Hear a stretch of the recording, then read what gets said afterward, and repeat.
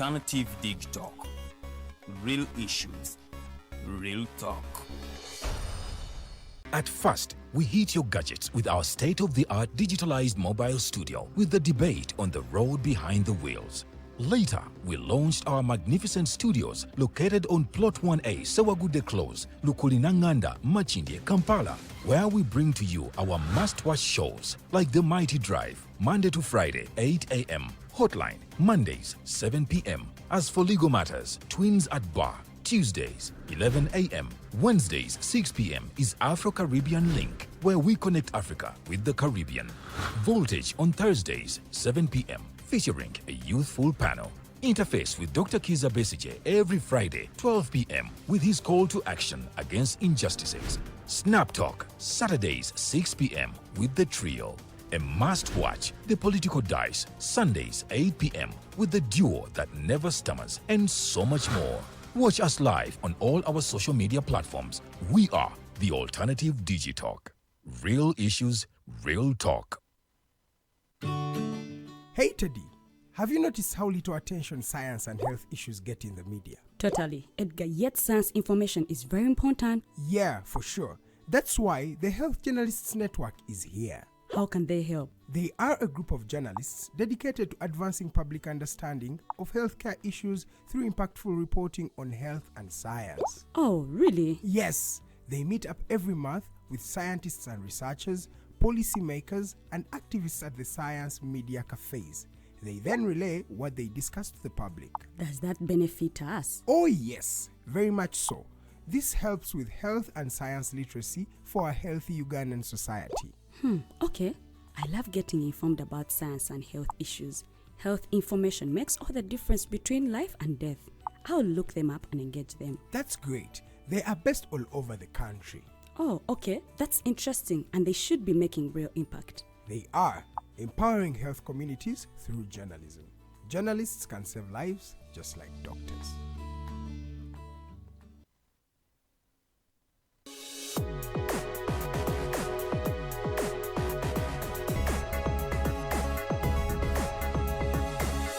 The Alternative Dig Talk. Real issues, real talk.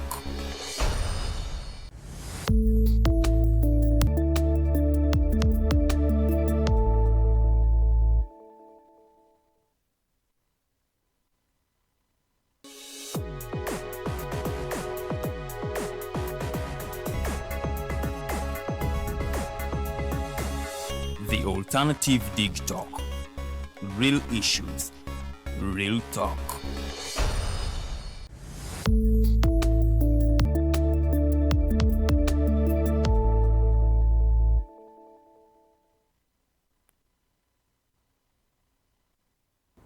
Good evening, Uganda, and welcome once again to this edition of the Hotline Show. My name is Edgar Matthew Karahanga, and on behalf of Digitalk TV, I would love to welcome you so much. Thank you so much for tuning in. It is a cold evening in Kampala where we're streaming live from. So if you are moving about getting back home, or for those who are night travelers or night workers, it's very, very important that you carry yourself an umbrella. If not an umbrella, please get yourself a jacket or a raincoat, because in Kampala it looks like it's going to be falling cats and dogs. So it's very, very good if you're able to get yourself a jacket or a raincoat in that particular regard. And of course, we are always here every Monday, starting from 7 to 9 p.m., having a conversation with you, and of course touching base on some of the issues that are happening in this part of the world. As we speak right now, a lot of energy is in Kisoro district as we wait for the elections for the woman member of parliament for that particular district. We are going to have a by-election right there, and of course we'll be touching base. Today I saw Robert Chagulanyi Sentamu, trying to rally for his candidate in that particular campaign. We shall wait and see how it will be going down in Kisoro district. But of course, around the country and around the globe, it looks like everything is not that easy, or it's not yet good. I saw a truck that had an accident, a fuel tanker, and people are still going to this particular tank to draw fuel for themselves.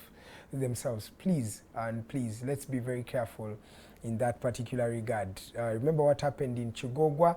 We don't want to see something happen like that once again.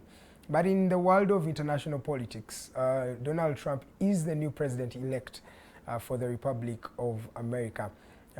Donald Trump is now the 47th president, and of course he has a historic comeback in modern history. We've not seen a president who has been ousted out of office, re-elected again, and of course bouncing back for his last term. So Donald Trump was able to sweep the majority vote, or what you call the popular vote, but was able also to win the electoral college. It's not every day that you find a president who wins both, but this time round the Republicans, and headed by Donald Trump, are now going to be steering USA for the next 4 years. And of course a lot of things and a lot of sentiments have been shared by various people, some congratulating Donald Trump and some other people not really agreeing with this particular gentleman. So what's the agenda for Trump, and of course how does it directly affect us as Africans and as Ugandans?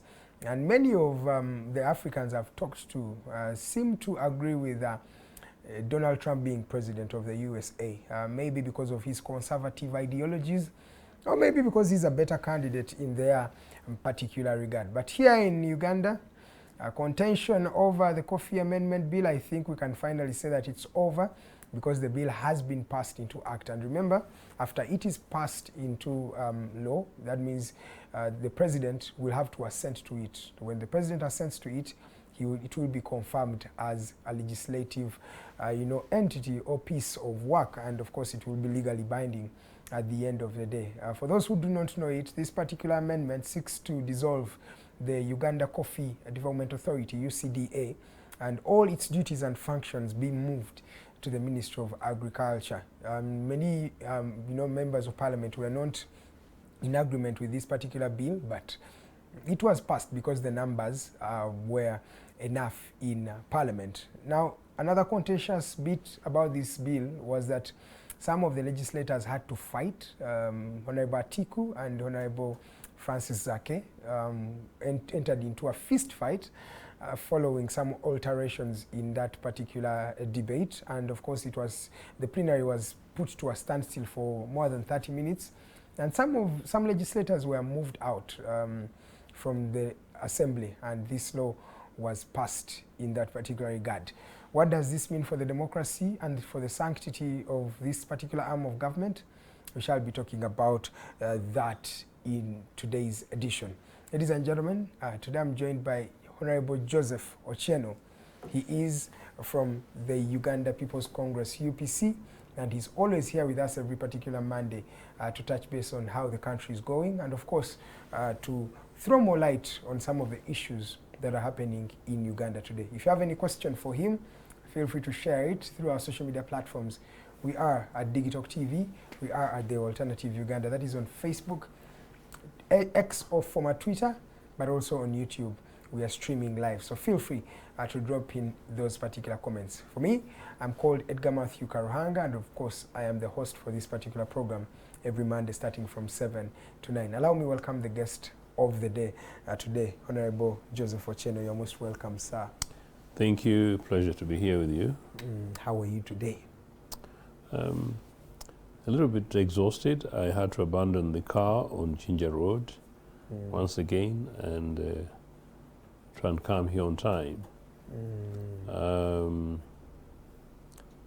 But I realized that somewhere around Ginger Road roundabout, there was also vehicles that belonged to Mr. Museveni that were also squeezing in with others. Apparently traffic had been cleared to give them way. So part of the reason for the bad traffic. But I know that Mr. Museveni is coming from Bukedi, my home, former home district now, my sub-region. It's a visit that is nothing else but NRA campaigns. It's a visit in the name of monitoring projects and teaching people how to be rich. You know, governments don't teach people how to be rich. Governments create enabling environments for people to be rich. For us here, they invest, you bring money like PDM and they give it to you. And for example, 1 million, and you can build wealth from that. And then you can become a billionaire from that one. From that one, but for them, they go into the national till, they pick and pick and pick directly. So you don't have to do businesses. And sometimes, if that's not enough, you can steal from Mabati coffers. If that is not the case, then you can go and steal from the roads coffers. If that's not the case, you can steal gold. If that's not enough, then you can go to Achole land and steal in the name of Balalo. If that's not enough, then you can remember that you go to Congo allegedly to fight for Anglo-America, and then you take all their timbers and golds, and when the Congolese take you to court, you know, billions to be paid still comes out from an average poor Ugandan pockets, and it's business as usual. So that's sort of how I am today. But also, I remember having a conversation with somebody yesterday who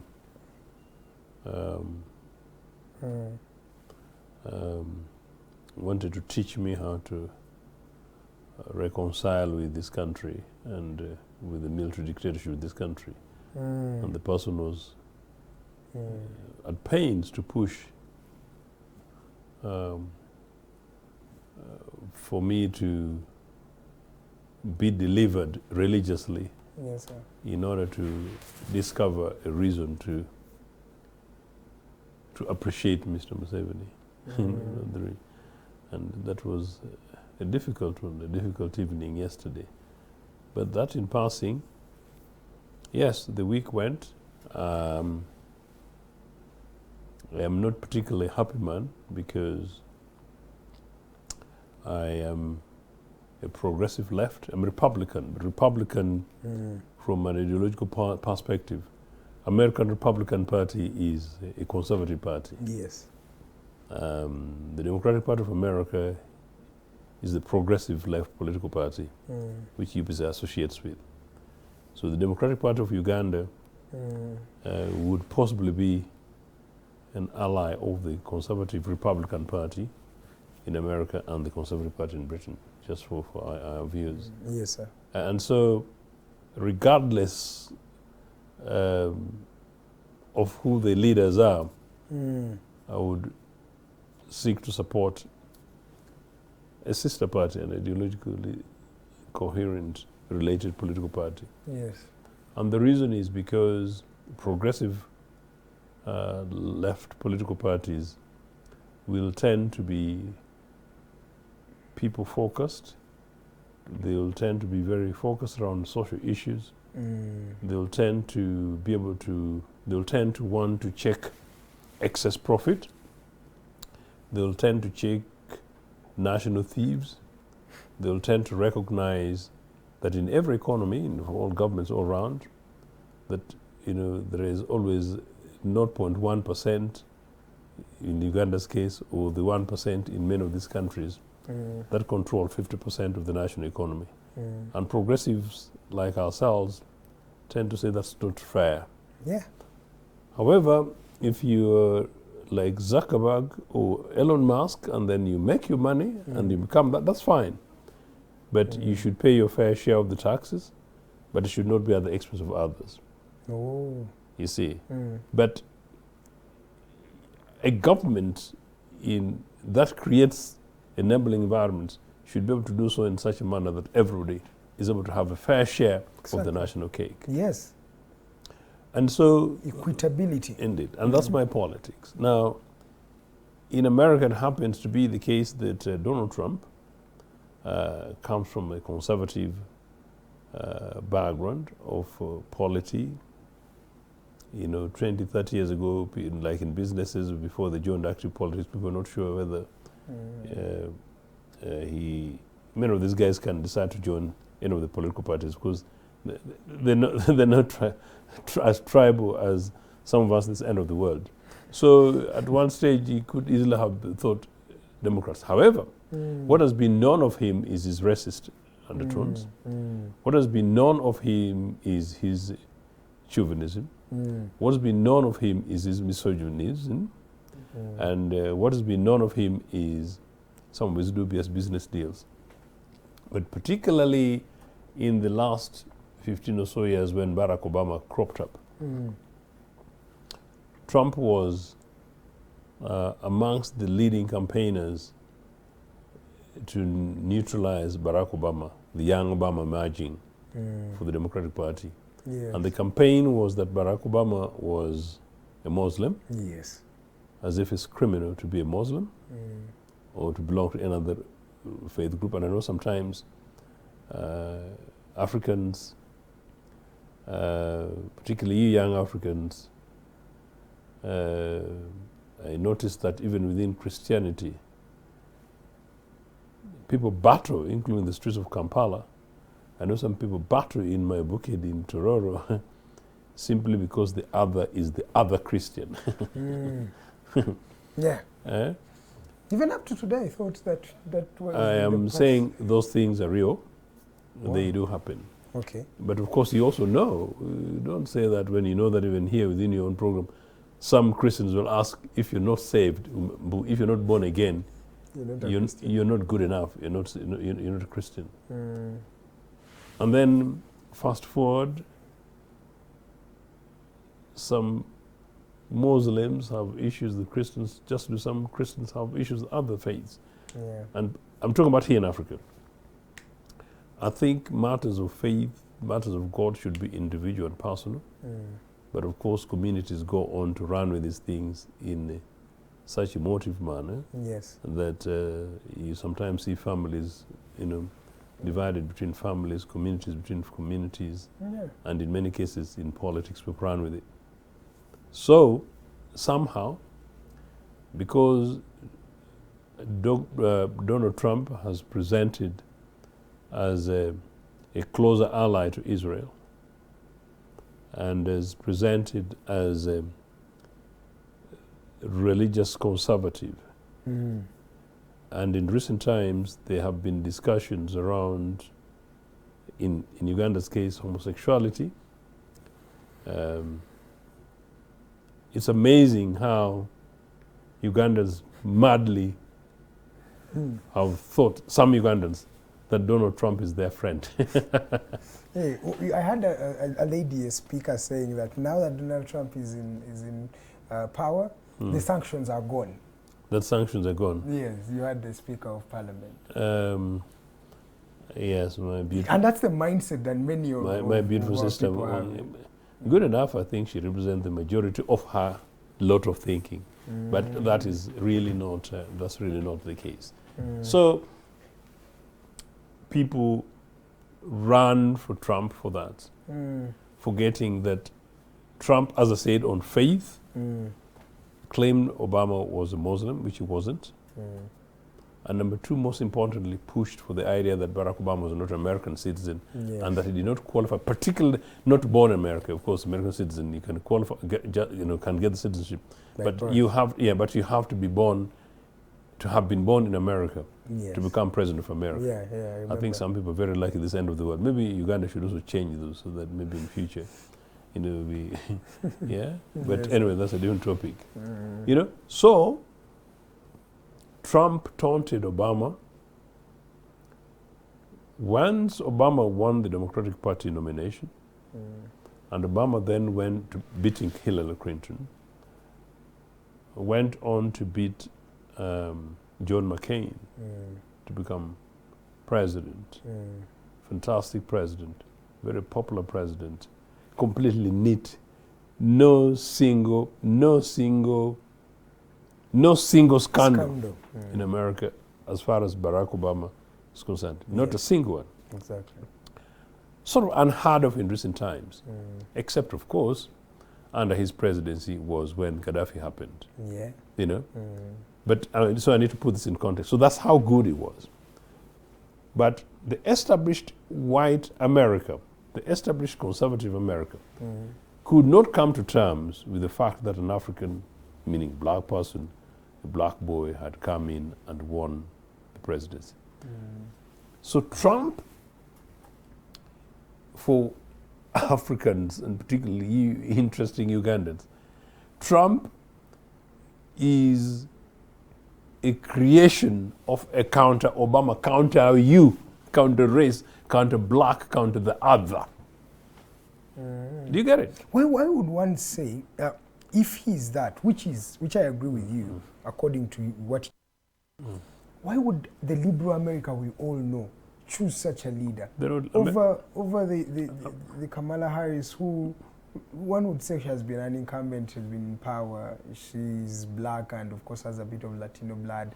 She is pro those liberal tendencies, right? Why would they go for a conservative? America is not a liberal country. Oh, they profess to be liberal. No, America is not a liberal country. And unfortunately, I started this as part of my introductory things going on and on, but this is a bit of a decent dialogue today. Fine. No. The average American is a very inward American, a very inward person. Most Americans don't know anything beyond their own states. Most Americans don't know what is happening anywhere outside America. Most Americans don't think any other country except America is a country. Most America sees America as basically global boss. Which one would say he is. No, they're not global boss, being powerful. They're superpower. You know, being powerful, being strong. Edgar, I want to get concerned. You're an anchor, so you're a young celebrity. I don't expect you to be walking down the streets of Zambia, and because you're a television presenter, you're walking on people's heads. You cannot do that. No. So, and so you're putting on a fantastic suit. You're always very smart by the young man. So on your way to town via Kisenyi, you don't walk on people's heads because you're smart and special. You know. So, so most Americans don't really know what's going on around the world, and they really don't care about what's going on or what goes on outside the world. So long as it does not interfere with their peace. That's why they go ahead and police the whole world, but for themselves, you know. So most America is not liberal at all. Now, what Donald Trump did was, in seeing the threat of dominion, and I didn't say this, that the politics of Caucasian, white, Anglo-Saxon, typical representation of white race is sort of Anglo-Saxon purity, in quote, white, and is best represented by a man. So don't forget that until around the time I was being born, women and black people in America did not have the right to vote. Did you know that? So just think about it. So as recent as 50, 60 years ago, you know, black people didn't have the right to vote. Black people won the right to vote, I think, about 55 years ago. Did you know that? Africans in America. And women as recent as that. So that is the kind of country you're talking about. So basically, you women, you know, while UPC is campaigning that, But USA is a masculine state. So the way you're saying it, the way you're saying it is almost like, it's okay. No, it's not. No, you know, the thing is... I'm a father of fantastic for girls. For example, UK is a feminine state. And all of no, what do you mean? A feminine state which has experienced even leaders no. who are women. No, that is absolutely... No, Edgar, that's misleading. That's misleading. But it is true. No, a free state, a free community, a free people, a free person, an open-minded, progressive person, and a sensible average citizen, including particularly those funny people who profess my Jesus. Okay? Yeah? Yes, sir. No. Every human person is born equal. Every human person is born equal. I repeat that. And it does not matter from anywhere. From Nagongre of Tororo to Ntungamo of the other place to even Nyabushozi near Rohama, where there are special gods for Auntie Janet, you know, Johannesburg or anywhere else, all of us human persons are born equal, with equal rights. And in the face of Obwana Jesus, We are the same. you're the same. Yes, sir. So that is whether it's on race, sex, geographical location, social identities, or plus anything else. In any case, maybe when I say that, the political people who will say that royals will be exceptions, they're not. You know, they're not. Because that's part of the argument. That's actually, thankfully for me, UPC, I'm a Republican. And that's what I'm saying. I do not believe that anybody should be a special human being by virtue of an accident of birth, or being born a child. It does not make them special. No, I'm contextualizing that before taking you back to the Americans. Yes, please. So really, therefore, it is actually, it's crazy that an average American who claims that they're powerful, who claims that they're civilized, who claims that they're so special in that way, so therefore so sensibly clever, and who claims a special relationship even with Zionist Israel, not actually my moderate Israel, but Zionist Israel, you know, should say that a woman is less of a human person than a man. Do you get it? I get what you're saying, sir. And particularly for us, maybe, you know, that, so our mothers in the households are deputies to our dads. Just think about it in that way. So no. It is actually inward. Is that sense of conservatism is backward. Oh, saying we cannot entrust a lady with power. It is absolutely backward. But anyway, Trump's thing was not about that. Traditional America is that America where there's even an ordinary average white working class person, you know, thinks anybody of color is a slave. Thinks anybody of color is not worthy. And so therefore, he thinks that anybody of the other gender, you know, your job is to make a cup of tea. Come bring a cup of tea, darling, on the table. So, okay, where is America going, and especially us in the foreign policy as Africans who are excited for Trump? I'll take you there. You guys enjoy your excitement of Trump, but I'm not. Because everyone seems to be excited. So, I don't know your everyone, I don't know your circles, I'm very concerned. I'm very concerned. But anyway. The people I know seem to be excited. But I understand some of the excitement, we can discuss that.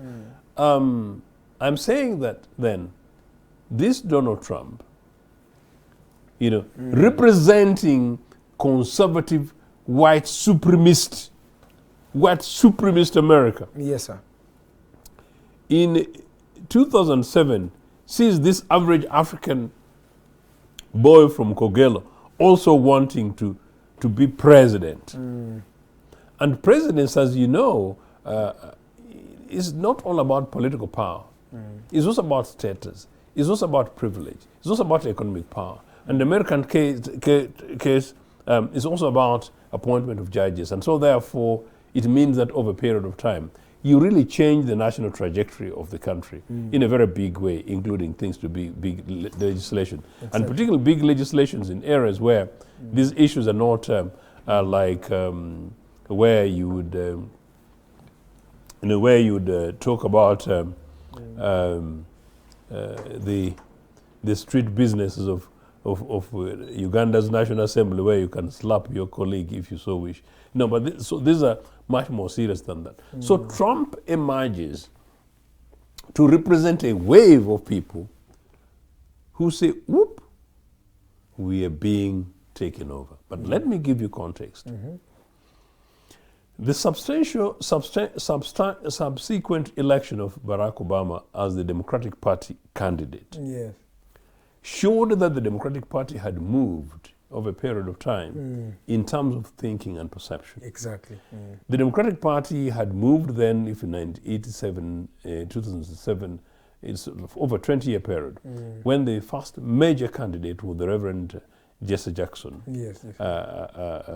who coined the things that I run with these days every now and again, that we are somebody as Africans, that you people, as black people, you must know that you're also human. I'm pushing this, you know? And then he would go back and say again, I am a somebody. I am a somebody, you know. Yes, please. So, believing in, particularly for the average African American boy, you know, who is now an endangered species, and an African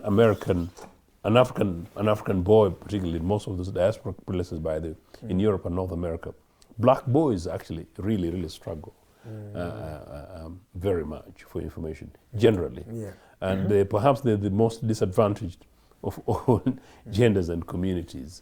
So. Jesse Jackson does not win the Democratic Party nomination, and so it goes simply because he was black. Very articulate, very clever, very well known, and very rounded. And then the Democratic Party managed to elect some very boring guy called Michael Dukakis, who then goes on to be beaten by George Bush Jr., George Bush Sr., you know, for the nomination. So 20 years later, as part of those campaigns, the Democratic Party came of age, elected Obama. So part of those had been because of, you know, if you like, public orientation and communities change, diversity and things like that. But it's also about changes in demographics. Yes. And so the Democratic Party has substantially then changed.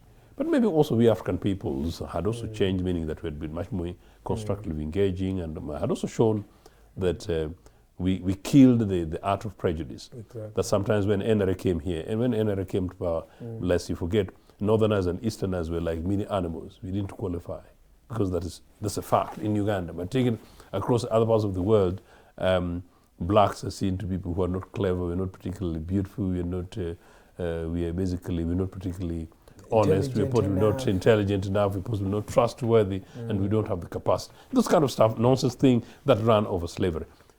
Edgar, these are things that we still must continuously fight against. And I think you see why I'm using the Trump element to give you an element of, by the way. And yet it's real. It's real. The argument I'm giving you is an argument that CNN is not able to run with. Yes, because aspects of CNN, although they're progressive, media, they're still white establishment media.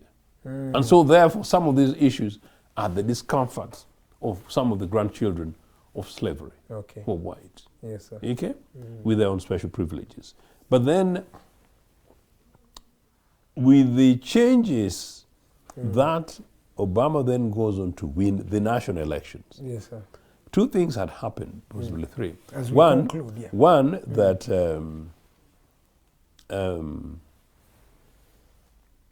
young people are generally more progressive than older people. They're open-minded. I can see you being very excited. Yeah, because I agree with you. You think you're more excited than I am, more open-minded than I am. Women are much more open-minded and progressive than men. You say yes, sir. Also, yes, sir. Because that's also generally true. Okay. And then with the and youth population growing, yes, women also relative in there, but most importantly, minorities, as they would call them in America, people who are non-white population in America had also increased, massively grown. So therefore, those are the demographics you are talking about. Precisely, and those are the demographics that makes it possible, generally, for Barack Obama to win the elections. What happens? That triggers a reaction, a counter-revolutionary reaction in traditional white America. Yeah. You guys, we're in trouble if we do not wake up. If Obama can come and become president. Obama has come and become president. Two things. One, for the Republican Party, they're waking up. But two, the establishment of conservative America. What am I saying? I'm saying that, look, Obama has become president. Unless we counter this, yes, more blacks are going to become leaders in the future. If Kamala becomes president. And maybe it will even have Ali, yes. But more importantly, the Democrats will always beat us Republicans. But then it means that we whites, we are becoming an endangered species in our own place. And that's where the notion of make America great again. Young man, there you go. That is Trump. So It's extraordinary that any average African, any average person of color would think that Trump is their hero.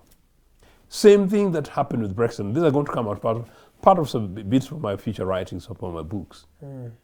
Brexit, that, oh, you know, Britain or whatever, the swamping thing. It was not about Eastern Europeans. You know, the immigration campaigns in Britain, and I was part of seeing some of these things, was about we are being swamped by this other. The other were you, blacks, exactly. The Africans. It had very little to do with the Polish people. Very little to do with Eastern Europeans.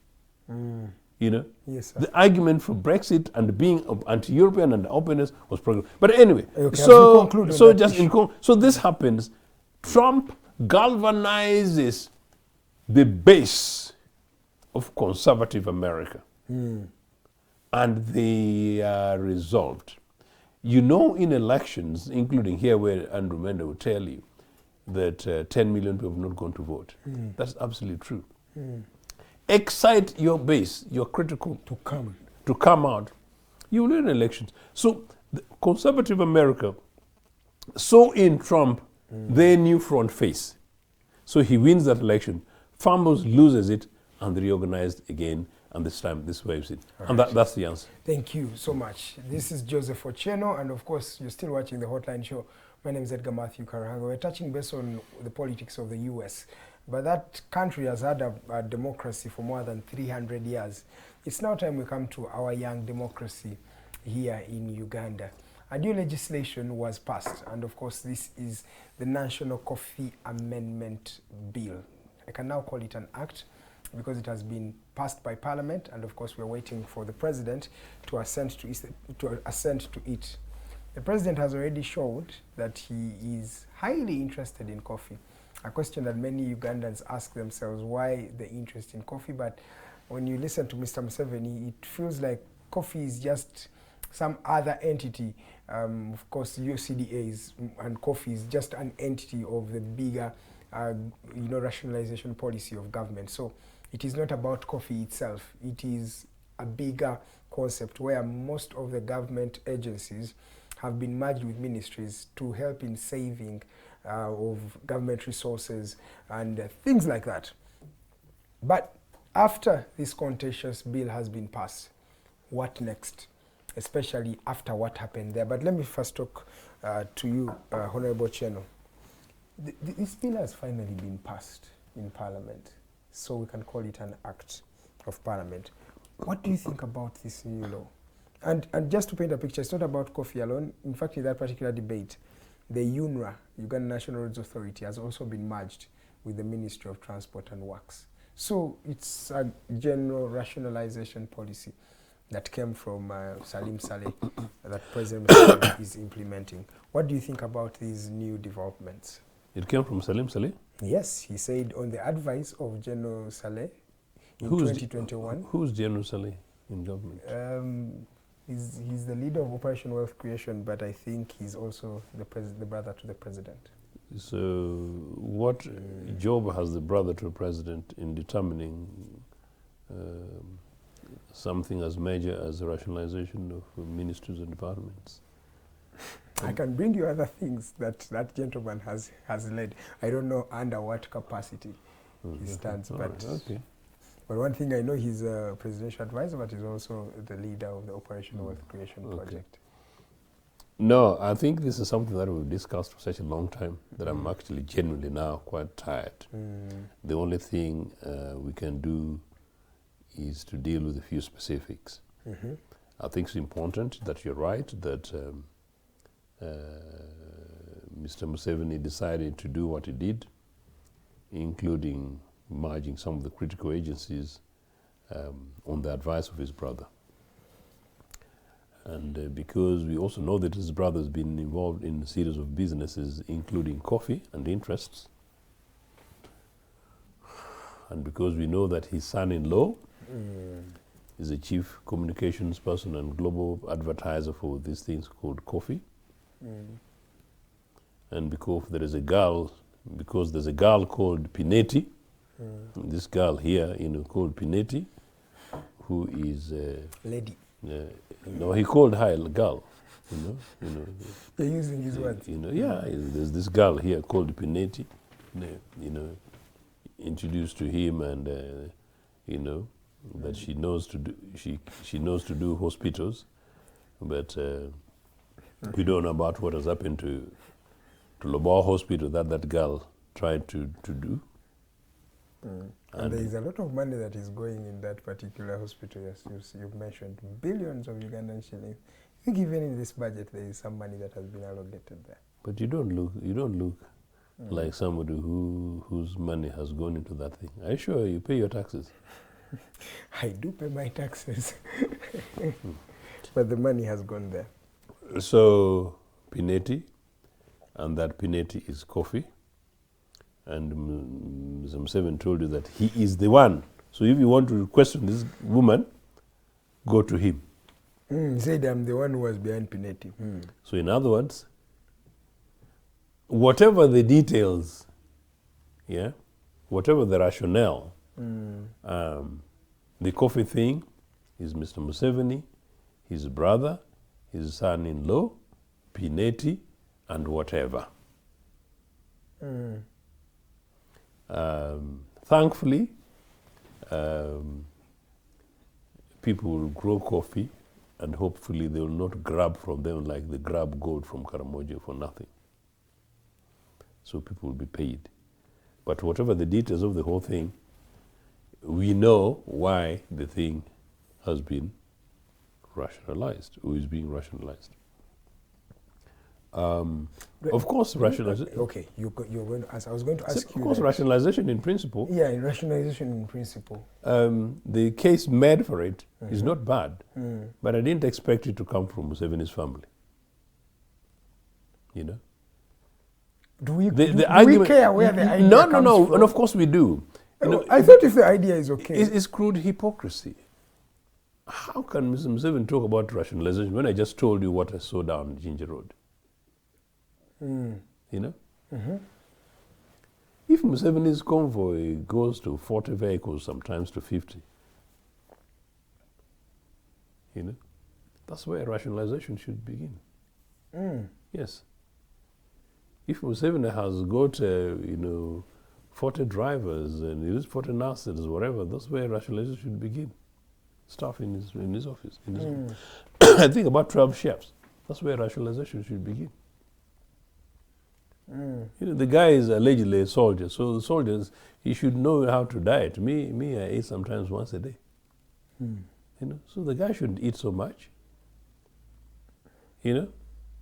So his darling wife is also a minister, So she also raises salaries and whatever. And so, in fact, once in a while they could actually share the ration from the wife. His son is an army commander. Army ration. I've lived with soldiers. I also have soldiers in my family. I've had soldiers in my family. Oh, you get your ration, man. Yeah, a kilo of beans can do very well. And once in a while, if they slaughter, and they share with you a few kilograms of meat. So his son is an army commander. So top. So that means So that's not a poor family on our money. So basically, look, rationalization should start from that guy's home. 3 billion Uganda shillings every day you spend on some 7 per day. That's where... That's $1 million, close to $1 million. That's where rationalization should start from. Start in his household, then go to those convoys. As I said, Obote convoy was no more than, I think, with the exception of a military anti-tank Land Rover. I don't know that there are more than 4 vehicles for Obote alone, unless there are some cabinet colleagues following him, with him. They're not. And in Kampala, the lead things in front would be police outriders. Fantastic, beautiful motorbikes, bicycles. By you guys, you miss. Museveni isn't blocking you guys. You guys, man, smart. Police outriders, followed by 2 uniformed Mercedes Benzes, plus possible another, and the Land Rover. So Bote's convoy, no more than 7 vehicles in maximum. First, we in the streets of Kampala, between Obote's office in parliamentary buildings and also State House, and to his home where? Kololo. In Kololo. And that's Obote 2 that I saw. I didn't see Obote 1, but that was Obote 2 that I saw, and I was in Kampala. And that time, there was war in Luwero. That time, NRA, the Mr. Musevenis were throwing bombs here in Kampala. He needed more security at the time. Obote deserved more security at the time. And at that time, rationalization. I think I repeat this. The only other minister who had an extra vehicle was Minister for Internal Affairs, Dr. Kirunda, fantastic guy, Luluza. John Luluza Chirunda, yeah? He had a police pickup of police special forces. Now, Kirunda's convoy, Kirunda started having that convoy, that special force look thing, when there was an attempt on his life at Crescent House by terrorists. And who were the terrorists? The NRA. So there was an attempt on Dr. Kirunda's life. At his office, they threw a grenade in Crescent Towers. As a result, the reinforcement included police officers in it. So Kirunda had how many vehicles? 2. Minister for Internal Affairs. Yes, Minister for Internal Affairs and Secretary General of Uganda People's Congress. Minister and Secretary General. Rationalization. Does it make sense, young one? Yeah, I get you. But then my question would be, because I want you to just give me, based on because now Museveni has given us issues. He has said there is duplication of resources. There are labor problems. There's too much labor. I like your cap, by the way. Digital. So when you look at these particular issues themselves, Edgar, I like this cup. Yes, very sir. nice. Yes, sir. Thank you. Can we counter-react? Can you give us issues based on evidence on why you disagree? Because I believe Ugandans are disagreeing on this issue. I was listing it for Ugandans in the most solid way. No, you were giving what was in the past, but giving us issues to say, away from the mistrust itself, if we have for Mr. Museveni, or you have for Mr. Museveni, give us issues to base on and say, because of this and this and this issue, coffee should not be taken back. UCDA shouldn't be taken back to the Ministry of Works and Transport. But we're going to answer that after this short commercial break, ladies and gentlemen. This is the Hotline Show. I am still with Mr. Joseph Ochieno from the Uganda People's Congress. We start on that particular issue, but also more after this short commercial break. You're watching Digitalk TV.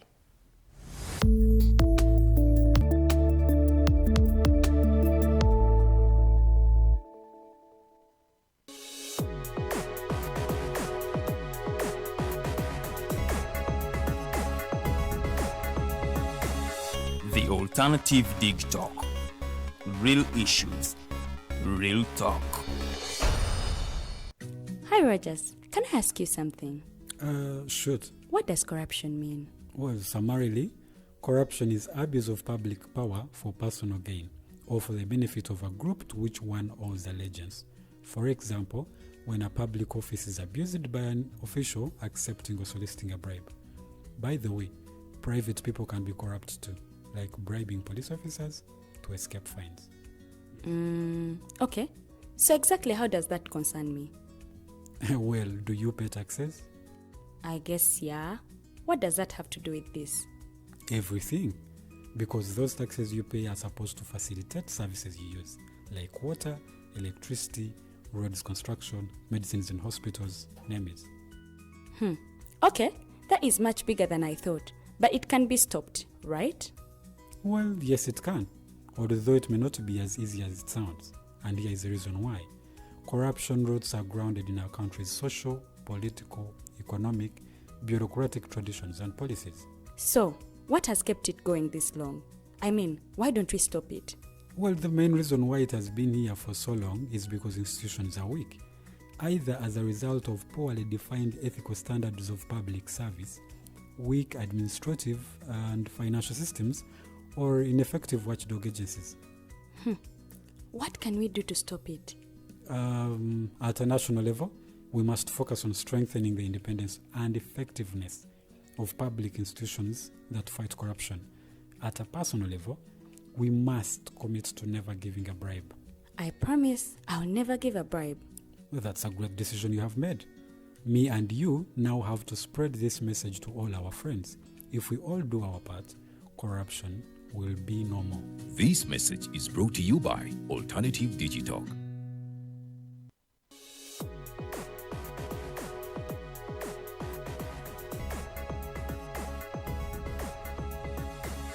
The Alternative Dig Talk.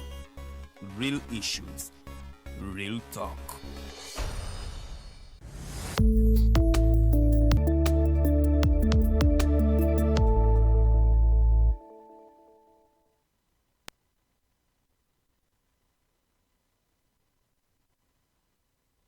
Welcome back, ladies and gentlemen, from that short commercial break. You're watching the Hotline Show, and my name is Edgar Matthew Karuhanga. We are into the second and final hour for the show. I am privileged to be joined by a gentleman from the Uganda People's Congress. His name is Joseph Ochieno. He is always here with us, and of course it's not something that we take lightly, sir. So we honor you and thank you so much for always making time for Digitalk TV.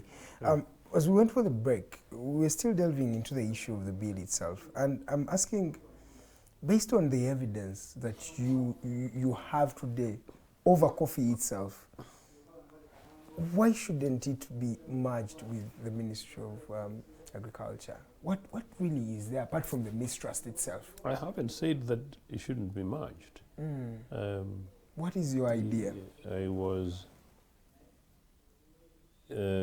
basically elaborating that the arguments made by the regime is hollow. And while you talk about mistrust, is it about for me? Possibly not. Me is not about trusting NRA. I know NRA and I don't believe them anyway. So people who given them their trust forever, matter for them after 40 years. So it's not about this, basically a matter of fact, really. I am simply saying that the argument NRA has made about costs, rationalizing mainstreaming, just like what they did during COVID, that all of us need to, the whole world, people reviewed in Kenya, cabinet shrunk, look at your budgets, all of us need to tighten our belts. But this business of asking the poorest of the poor to tighten their belts, except you guys, is both hypocritical and wrong. And that's why, as I said, I don't know whether how some of these people claim that they're related to Jesus. So I'm simply saying that Yes, you can't rationalize that, and I know I'll answer you, but I need to conclude this point. Please do. That, and I know you and I ever had a conversation about these things, that the context that I give is not about discussing the past. Yes. The context that I give is the nearest, most recent comparative analysis. Okay. And in any case, your guest is a leader of a political party. Yes. Your guest is variously experienced. Yes. And so your guest is also a scholar. And on some of these issues, you must give background, you must give context, you must give comparative analysis. And in any case, one of the things you're asking me, you're going to ask me for evidence. So I must draw reference. So now that I'm saying, you can't argue that when you are running such a big government. Uganda's government under NRA is amongst the biggest. In size of our cabinet, is amongst the biggest in the world, bigger than India. Yeah, we have 81 members of parliament. Bigger than America. Wow. Bigger than Russia. Bigger than China. And all these countries are bigger than the United Kingdom. bigger than us in population. In population, in power, in GDP, and in everything. Yes. Uganda's parliament, in terms of size, per population per capita, is amongst the population per capita is possibly worse, but generally is amongst the biggest. So we are amongst the most represented politically, most represented, and yet politics and deliverables in terms of services in Uganda Still are amongst the worst yes. in the world. And yet we have 529 members Precisely. of parliament. And so 81 ministers. It just does not make sense that all of a sudden you wake up and say, oh, we want to rationalize because we want to save. I'm saying it is not about that. You are doing this thing because you've got your family business, you've got certain particular interests that you want to push. Okay, so if and in Mr. any case, the Ugandans have gone ahead and argued that maybe do this thing in order to make sure that you continue to impoverish Ugandans, control them. You know, some people made that argument, but I want to come to that. But I still want to conclude. I know I'm sorry I'm boring you, but I need to say this. When I stopped at Kirunda, Luza Chirunda, and I know why I'm going this. As a Secretary General and Minister of Internal Affairs, the only other person who had a special car, and I got this from his son, who was a professor abroad, was our former Prime Minister, Otema Lemadi, Eric, the late. He had a Benz of a higher grade than all cabinet ministers. And this the grade of his Benz, he's series, I think 300 series. Okay, let me go to 300 series. So his Mercedes, his car, Obote's car, and Muanga's car, the vice president, were of the same series, basically. That's the point. Yes. But on particular occasions, he had an extra car, you know, which was provided, and his son confirmed to me that. All the rest of the ministers, including the Speaker of Parliament, had one car, same make. One car, same make. Ministers, cabinet ministers, deputy ministers, NRA have found a new language they call them state minister, but they're actually the ministers of state, meaning deputy ministers. Or some others call them junior ministers. Whatever, basically deputy ministers, but whatever the case. And we had no ministry that had more than one deputy, whatever. I think Prime Minister's office had two ministers. I think Minister of State, Prime Minister's office, I think, and I think President's, I think they had to include an ambassador player, which is equivalent of that. Point is, all these people had the same types of cars, Mercedes-Benz, one, but two, they had one driver, okay, and three, they had one escort, all of them. Do you get where I'm going? I'm getting where you're going. All of them, including in this case even the Prime Minister. And the Inspector General of Police, by the way, Mr. Gola, who's a fantastic guy from Toro, by the way. You know, a very decent guy, now fantastically retired because he was a genuine Inspector General of Police. That's the last Inspector General of Police Uganda had. Okay? Isn't Mercedes-Benz car?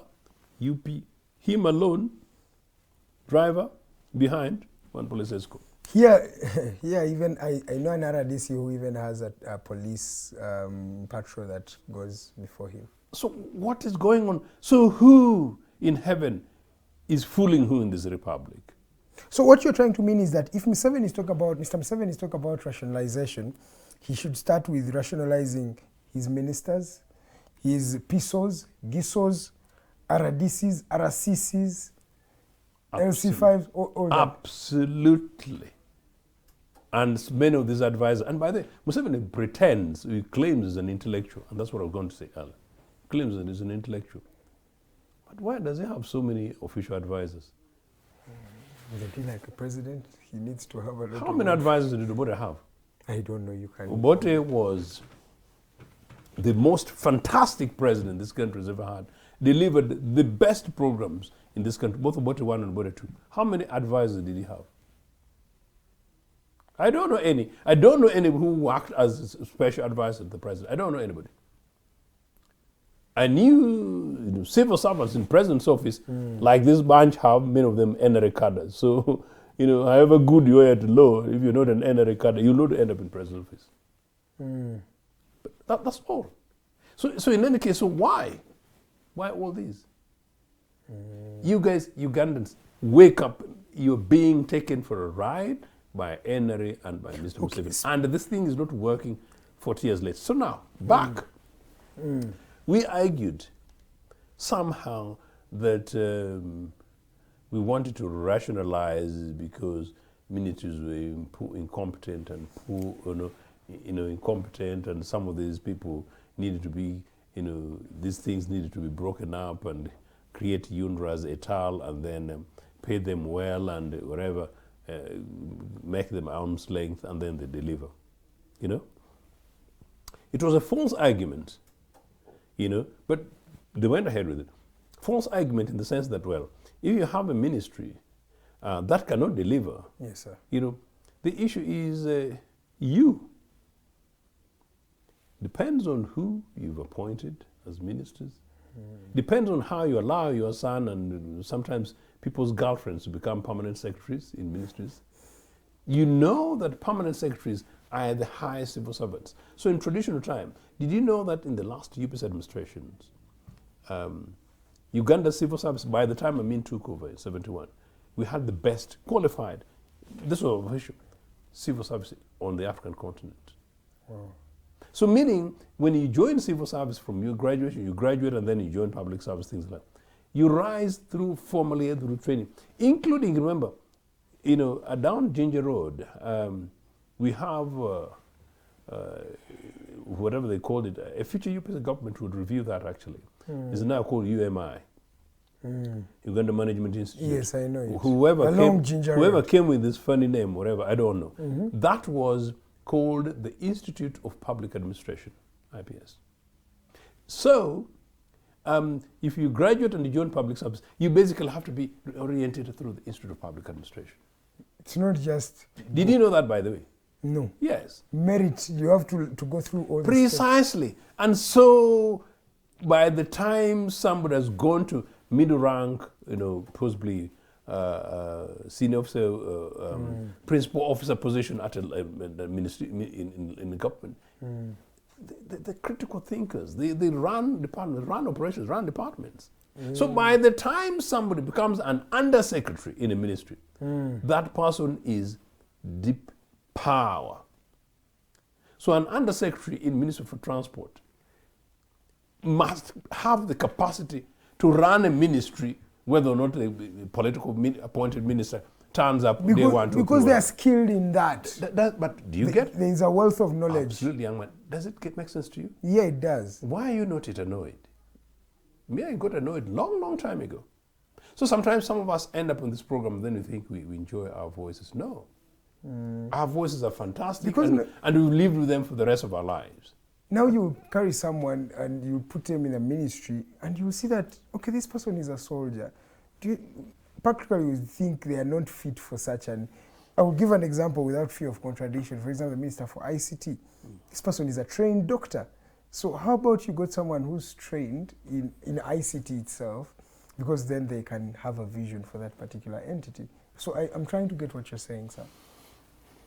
You know, that's fair enough, the point. But you know, I just want to put a disclaimer that political appointments at ministerial positions may not necessarily apply. But the technical but you make the point. But the technical people, you know, up to, yes, PS, permanent secretary, is the highest level of civil servant. Exactly. So they're the experts in that.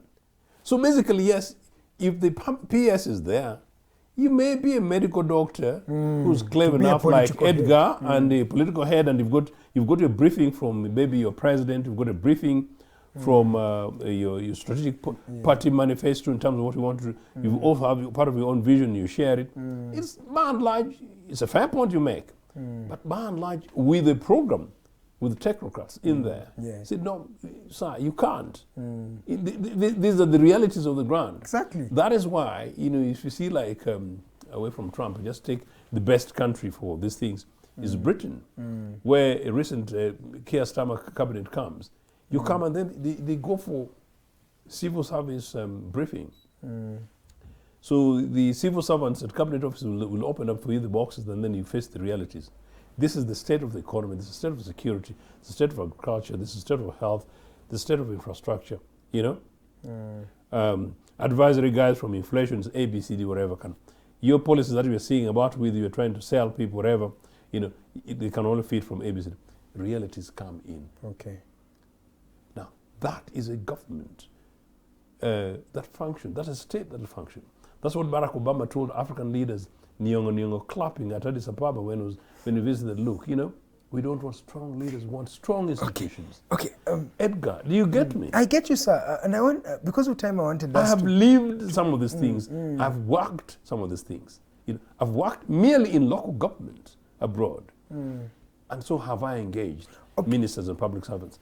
You know, what I know, just to conclude, what I know, which happened here under Obote governments. Yes. And this bunch spoiled it.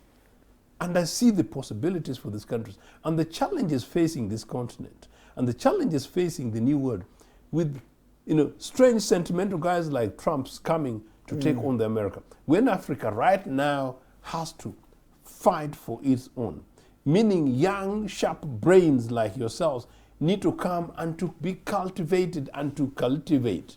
Okay, and to have the capacity, Edgar, just to conclude this, to have the capacity to run projects, Uganda, Edgar, you and your others, who are now being suppressed in the streets of Kampala because of Kadashi politics. Please comment on it's almost criminal. How the August House, the sanctity of Parliament, how it can be invaded by people we don't know, and it's business as usual, sir. I don't know, you have a wealth of experience in these things. How can people enter the people's house? Isn't it called a people's house? You enter the people's house, current legislators put them out, and it continues a business as usual. And remember, this is not the first time, sir. In 2017, we saw the same case. A point in time, we saw the same case in courts of law. Sir, just continue on that particular point. Earlier when I was telling you about cabinet ministers, I emphasized to you the fact that the last minister for UPC traveled in the same car as the then government side chief whip, who was my area member of parliament, the late Cindy Kwangwar, and in the same car as Nathan Okwakol, who was a deputy minister down from Palisa, my fantastically beautiful cousin Tero Dongo Duka, deputy minister for health, from Lira South, as it were.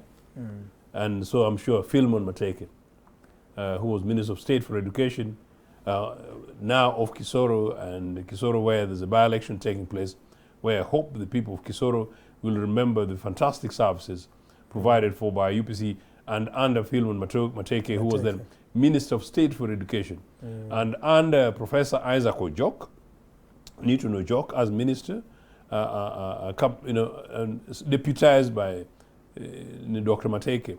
How these guys pushed urgent regeneration of education, including opening up of new secondary schools in every sub-county across the country in 4.5 years, that people will recognize and remember that, people of Kisoro, that that's how these things work and operate. And that likewise in the neighboring Kisoro, there was our Minister for Health, Dr. Nkwasibe. Good enough, is also still down there in Kabale, I'm told. I need to be able to have tea with him, deputized again by my cousin, Atedo Dongo Duka, as Deputy Minister of Health, and that they provided excellent services. But all these people were driving the same car, because one car, one driver, personal driver, one escort, and an escort who's a police officer. Now, the other day, I see my fantastic, beautiful sister, Madam Speaker under NRA among Anire. She lands, and then you see from the TV cameras as if Parliament has been invaded, or an American president has landed. And by then, the entire National Assembly has already been surrounded by mean-looking guys as if terror is here. No. It is a desecration of the National Assembly. It's a desecration of the National Assembly because what is it that legislators do that would require that kind of security presence? Again, in any case, to me, it's absolute misuse of public resources. Because these guys go to guard those places. They're paid. Yes. We need these guys in law enforcement. We need these guys to be helping to check mobile phone thieves. We need these guys to be checking people who break into people's homes. We need these guys to be investigating people who steal mabati, particularly from Karamoja, the poorest of the poor. That's what we need these police officers to be doing, not in the National Assembly, members of parliament in other nation states, they travel by bus, they travel by trains, they meet with So everybody. Rishi Sunak riding a bicycle to work, the former Prime Minister of the And UK. by the way, the only recently retired mother of the British House of Commons, meaning the longest serving female member, Yes. was a Solicitor General and Secretary of State for Health, so cabinet minister 3 times.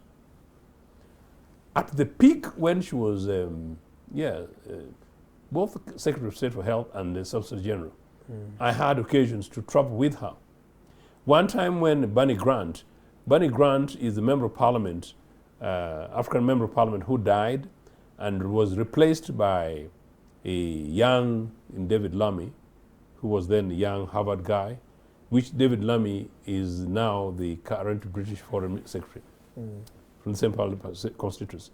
So we went to the funeral of Bunny Grant, and we traveled 3 of us in Harriet Hammond's car. She was driving herself, no driver. Wow.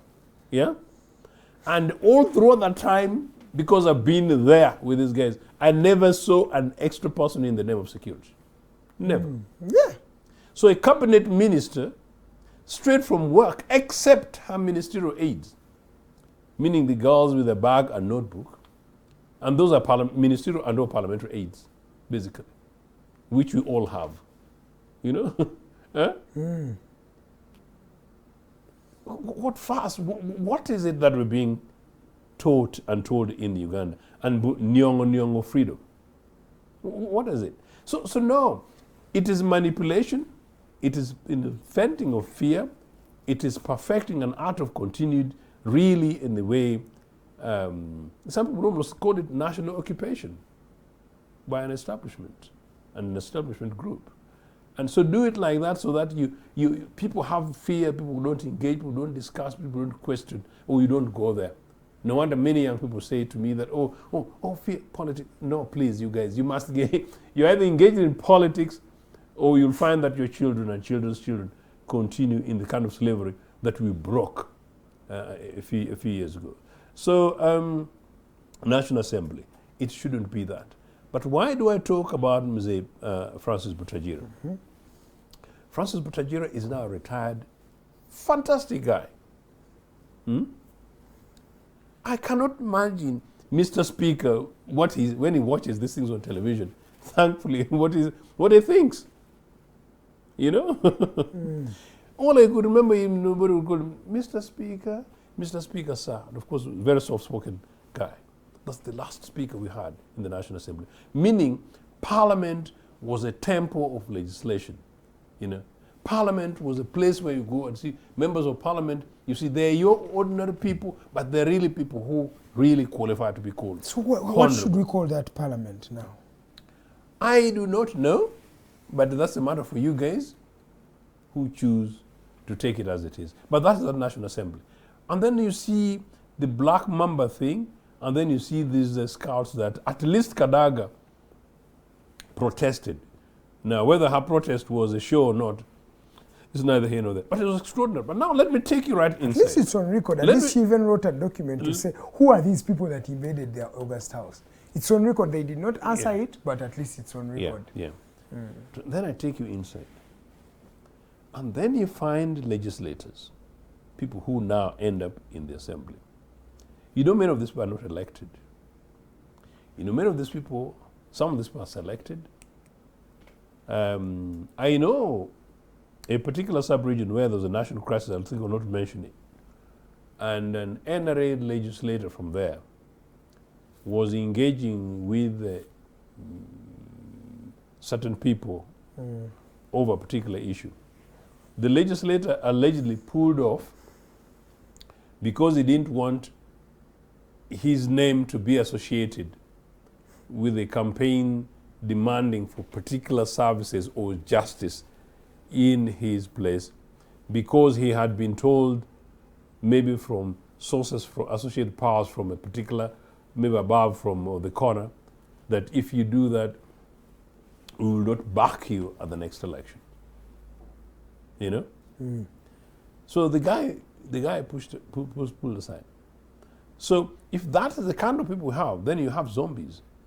You know, there is something, was it Spire, my fantastic friend Spire, who did this thing that in NRA, you know, when you join NRA, you know, the chop, tick, tick, push off the drain, tick, tick, tick, tick, tick, tick, tick, tick. You've seen that? Yes. I don't know. So that is funny, actually. That's funny. That you lose your sense of thinking, you lose what your own mind is. I don't know. I did not say another person's mind. I did not say. So if that's the case, so you can imagine what some people are. Yes, but then number two, then you know people selected and pushed in those places. So people would have been scheming, and people already scheming now. Can see them around the country because they go around the country.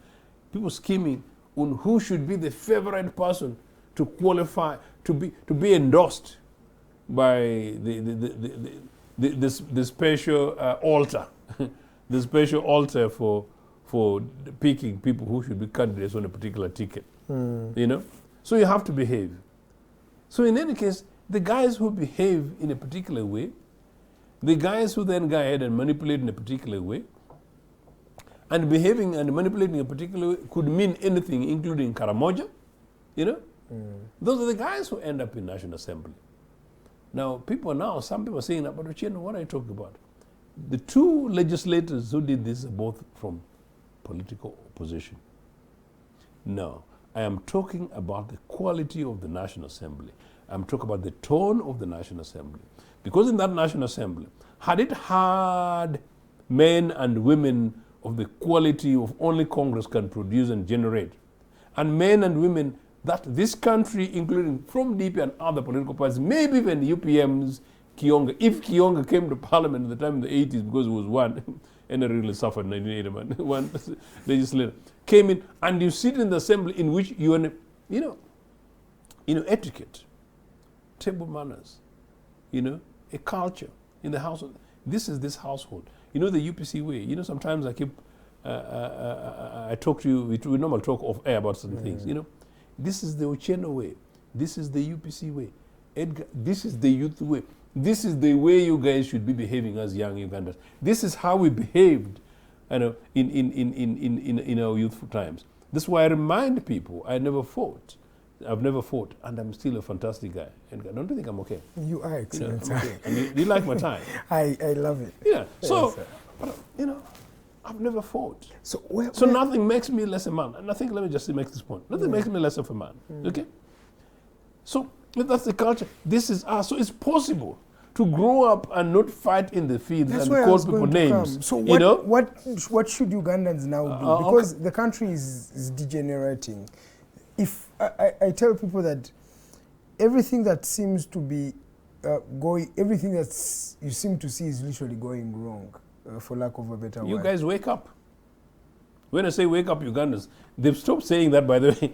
I remember 4 years ago, I joined the UPC race basically to reclaim UPC leadership, bring it together, mobilize, and then deliver UPC as the alternative mainstream political party here, working with other opposition party to challenge NRA. And some people there's a particular NRA-backed social media which is about 95% NRA. I know them, you know, and the people say, no, Ochieno is angry. You know, they say Ochieno is angry. So no, it's not about anger, no. It is urgent that we, Bazay, sort out ourselves.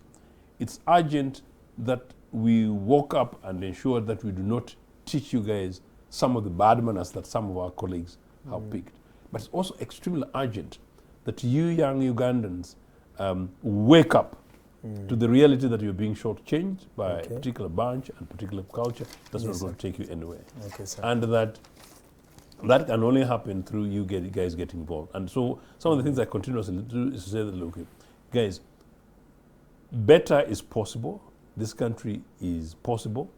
And whatever is happening, you're being shortchanged so much. So a young guy who grows up and knows that it's not right to steal a pen, it's decent to be decent. It's responsible to learn to train to how you present yourself in public. it's cool to have a disagreement. I mean, it's okay to have a disagreement and civil. And it's okay to go to university and sometimes possibly not become a guild president because you've tried. And that perhaps that guild president who defeated you, maybe even simply because the girls thought he was much more smarter physically. Because some of those things emotionally happen, and you know it, and then you take it personally. So no, that could actually be your colleague next time, things like that. Okay, sir. And then run with it, go into public life, and then very quickly realize that you're a role model to society. That post-university, now what do my younger siblings say about me? What do they see? What am I in my family? I actually the burden of responsibility, including to mainstream my parents, who were not exposed beyond Tororo, that this is what happens around the world, Baba. It's this. So that's my burden, but also my community. And particularly then you go ahead and become a legislator. No, you're a national leader like you, Edgar. People watch you as an anchor. You must behave responsibly wherever you go. And in many cases, you might have to go and someone might have to abuse you. You'll have to hold back because you're an example. Because in any case, I don't want to use the pig language because for Muslim brethren, but no, there's people said when it's swine fire, because the animal will not bother. They'll junk mud around you, kind of stuff. So you need to be careful how you do it. Okay, sir. But in a situation in which there is no role model from the top, from State House, you have a president who calls people swines. You have a president who calls people stupid. You have a president who uses the word, by the way, in Jesus' name, Milton Obote as your president and founding father would never use those words. Would never. Idiots. And idiots and all this kind of, and then and disagrees. And including one says you voted wrongly. And then you did this to opposition and whatever. Like the other. I'm not a servant of anybody. And there's abuse that you're abusing the people who book it over where this guys just come from. In such kind of situation. So you're going to give us your parting shots. Because I'm saying in that situation, it's going to be very difficult for children of your household, not to disrespect you, but children of your household to grow and see you as a role model. So it's not surprising that that we've got people who don't learn. I'm trying to say that those two guys would not function like that in the last parliament, 1980s parliament, for example, or a future parliament in which UPC is a president. Okay. Because the quality of guys that we send, the rules that we do, both from their own respective political parties. You remember, here I'm trying to talk about parliament itself. You can actually be a crooked boy who does not know how to use table cutlery on table. But when you go down there and everywhere else and one of five, my friend, you'll have to behave, including you rather decide not to drink water until the end of the meal if you're not sure how to hold the glass. Yes, sir. All right. So it's basically that. Okay. So what happened is a manifestation of a national mess. It's a shame that young Mr. Zake behaved the manner in which he did. It has been argued that he was provoked. My point is that even if he was provoked, as legislators, there was no reason why he did not smartly use that to his advantage. Since he already had the floor and he already had the mics around him, he could just have said, look at these guys. So actually, he could have played those guys if he played emotionally, strategically intelligent against Akol. Okay. Likewise, people have defended Akol, that, Akol, because Zaki pushed him first. It's another nonsense. I do not know that even at my colleague pushes you, at that stage, the thing is to bash him. Violence is not the solution. It's zero. So both of these guys committed offenses, criminal offenses, in my opinion, and these are beyond and above a parliamentary privilege. And as I understand it, of course, Madam Speaker hasn't yet referred Akol or anybody else, because there is this speculation to talk about public trust, that maybe the Akol had been set up. I'm not quite sure. That's a narrative that is it's a little bit of a stretch, but whatever the case, the focus is on the two. The conducts are unbecoming of people who should be honorable in my name, in an Uganda National Assembly. I am sad, and as I said, I've said it in other programs, that I've got grandchildren, and my grandchildren, for me, I don't watch violent movies. It's my instruction that my grandchildren don't. I don't know what my elder grandson, who's extremely sharp and clever, watching that would be thinking about. going forward. Okay, sir. It's a shame. Thank you so much. Please give us your parting shots as we come to the end of the show. I just hope that Ugandans wake up. I just hope that they recognize that whatever happens with the coffee legislation is a manifestation of people who don't care about them. But I also recognize that coffee will continue to be coffee. And I recognize that we had a coffee marketing board that did the excellent job that whatever tea did. And that UNRA, if you see the videos doing around by Alan Kajina, who's a fantastic lady, by the way, and how she's battling over the fact that the severance deal that they had provided to the ministry was a different figure from what the ministers and ministries did.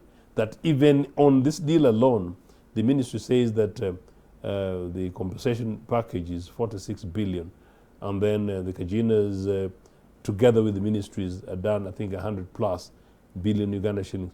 So if you see that we've got a system in which even adding up the numbers about staff whom you're either sacking, retiring, or transferring, or some of that you're mainstream, even that, the contradictions, it tells you that under NRA regime, unfortunately, things work only by accident. Wow, thank you so much. You remind me of the saying of Mr. Obote, that Mr. Museveni is a pathological liar who only lies by mistake, who only tells the truth by mistake. Could you repeat that? No. The viewers have listened. Thank you so much, Honorable Joseph Ochieno. But also thank you so much to our viewers who have been watching us from the time we started up to right now. I always tell you that we have these conversations to really make Uganda a better place, not to just scorn or blame. I was with Dr. Messenger and he said that it's okay to blame, but we do not bring these shows to just blame, but we want to make Uganda a better place. Thank you so much for tuning in. You can watch this episode once again on our YouTube. It's there. On Facebook it's also there, but Facebook in Uganda is still a bit locked, but you can find us alternatively on YouTube. Thank you so much from the entire team. Alibawa has been on camera, and of course a gentleman called Mukose Arnold is always in the production. From the entire team, we shall see you tomorrow. We have the president of the Human Rights Network for Journalists, that is Mr. Sempala. He's going to be with us tomorrow at exactly 8 a.m. So please do tune in at that time. We shall be talking about issues journalism, but also how the journalists were treated when they are in Parliament. We shall be talking about that and much more. So please do join the conversation tomorrow at exactly 8 a.m. From the entire team, may God bless you and have yourself a beautiful night.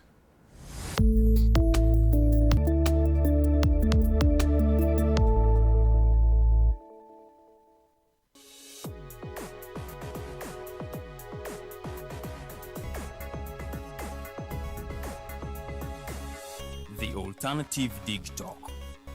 Real issues, real talk.